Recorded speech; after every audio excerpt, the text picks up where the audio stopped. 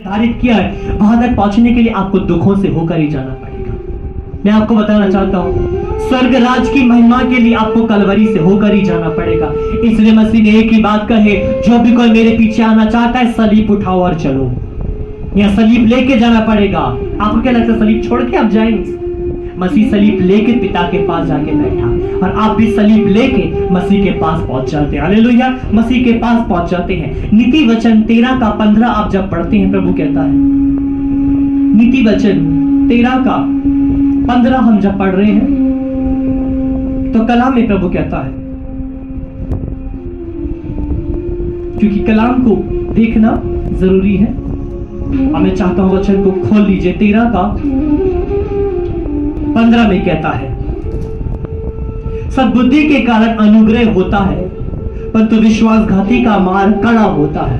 कहता है एक सद्बुद्धि के, कहते बुद्धि के कारण अनुग्रह, कहते हैं जिनके पास बुद्धि है उनका अनुग्रह भी होगा, पर कहते हैं जो विश्वासघाती है उनका मार्ग बहुत कड़ा रहने वाला है। देखेंगे आप, बहुत सारी बातें, इंसान ज्ञान पाना चाहता है परंतु बुद्धि पाना नहीं चाहता। आज यही ज्ञान ने इंसान को कहां लाके खड़ा कर दिया कि ज्ञान के कारण इंसान का दुश्मन बन चुके हैं। आज देखिए जो बम गोले बारूद बनते हैं ज्ञान से ही तो बन रहे हैं। ज्ञान से बंदूक बनाई गई, ज्ञान से गोली बनाई जाती है, और कोई गोली किसी को जीवन देने के लिए बनती है। मैं आपकी दवा की बात नहीं कर रहा हूं, ये वो दवा की गोली की बात नहीं कर रहा जब दवाई खाते हैं, ये वो गोली जो इंसान के शरीर में बंदूक से घुसती है। तो बता दीजिए कौन सी वो गोली इंसान को जीवन देती है? हर एक गोली पे मरने वाले का नाम होता है। गोली मर्द बनती है मारने के लिए, और यही ज्ञान ने हमें कहां लाके खड़ा कर दिया।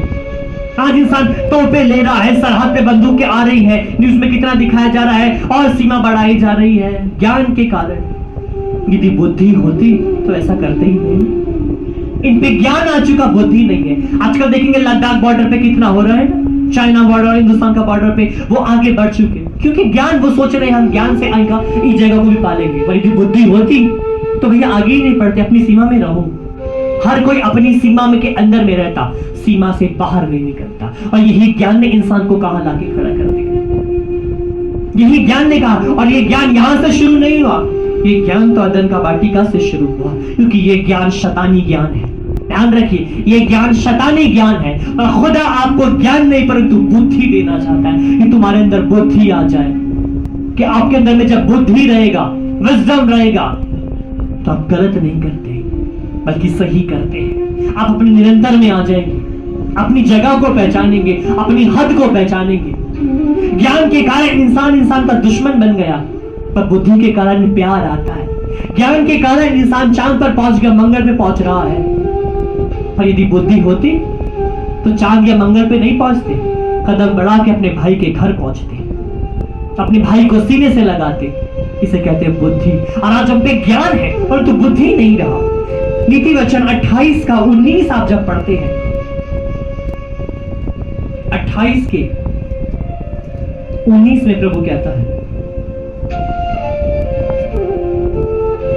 जो अपनी भूमि को कहता है, जो अपनी भूमि को जोतता और बोया करता है उसका तो पेट भरता है, परंतु जो निकम्मे लोगों की संगति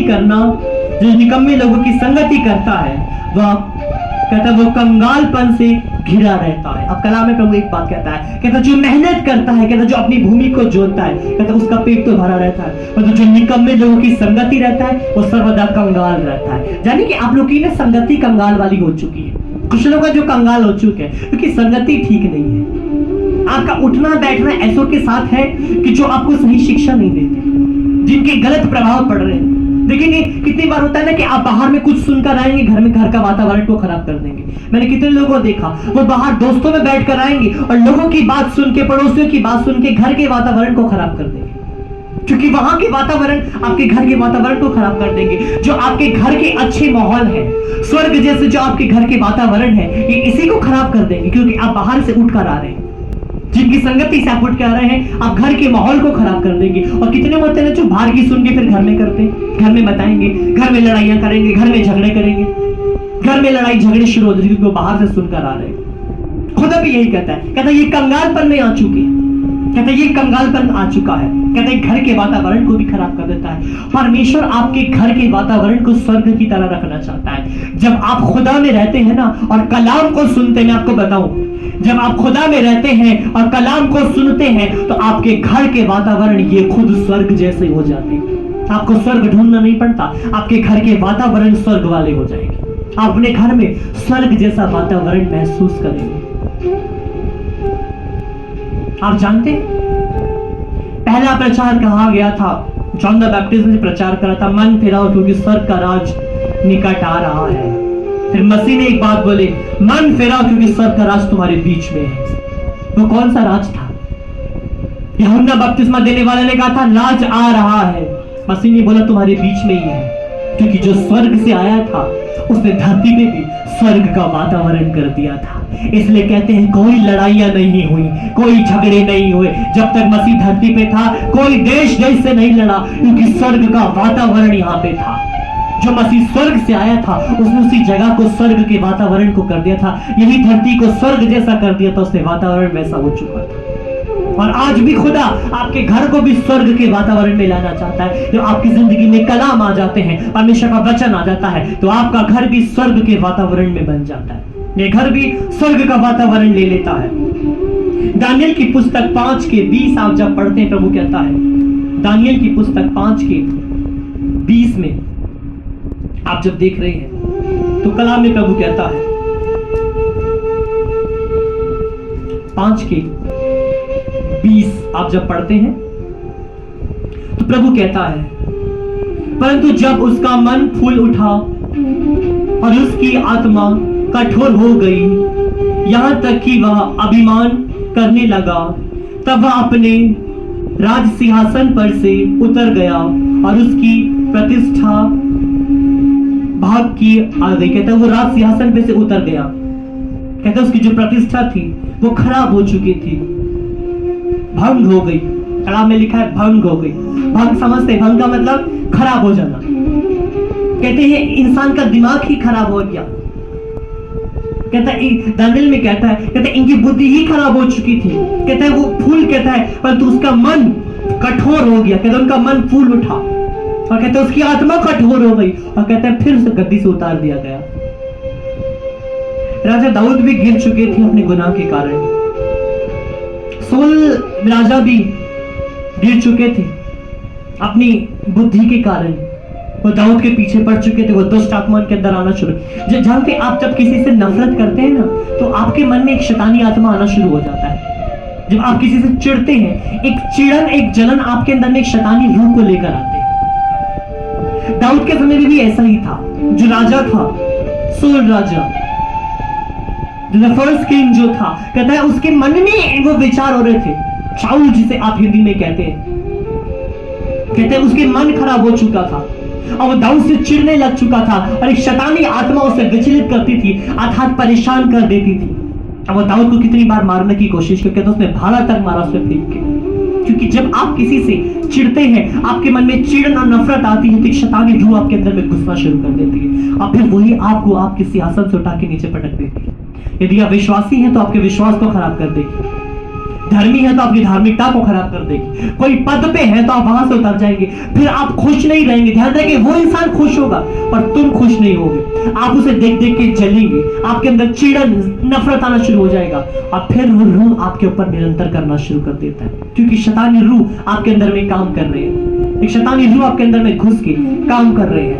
निर्गमन की पुस्तक 1:14 आप जब पढ़ते हैं, प्रभु फिर कहता है, निर्गमन 1:14 हम जब पढ़ते हैं,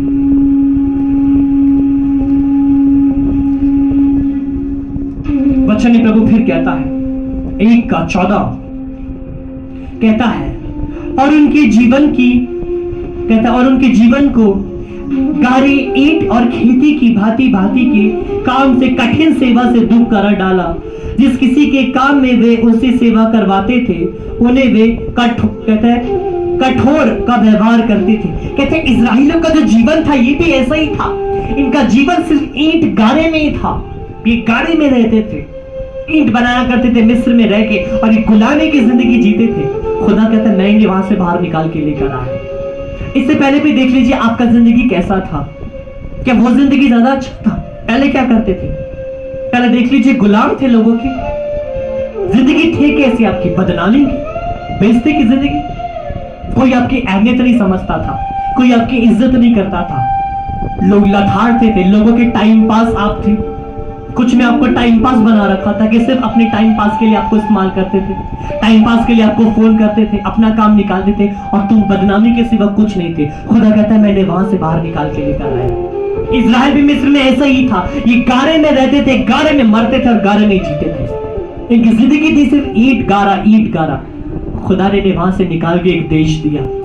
इनकी औकात भी नहीं थी देश लेने की, मैं सीधी बात बोलूं, इनकी औकात नहीं थी कि ये देश पाए, पर खुदा ने इन्हें एक देश दिया। खुदा यही कहता है कि तुम कहां ईंट गारे में, जो इंसान ईंट गारे में रहता, खुदा एक से देश देने की बात कर रहा है। हमारी जिंदगी को देख लीजिए, क्या जिंदगी था बिना मसीह के आपकी। आज को कुछ नाम हो गया, 10 लोग आपको जानते हैं, इज्जत देख लीजिए, थे क्या लोगों की झूठन पे अपनी जिंदगी को व्यतीत करते थे। वो तो खुदा का रहम हो गया कि खुदा ने आपको उठा दिया, आज को आपका नाम हो चुके, खुदा ने ऊपर उठा दिया। और खुदा यही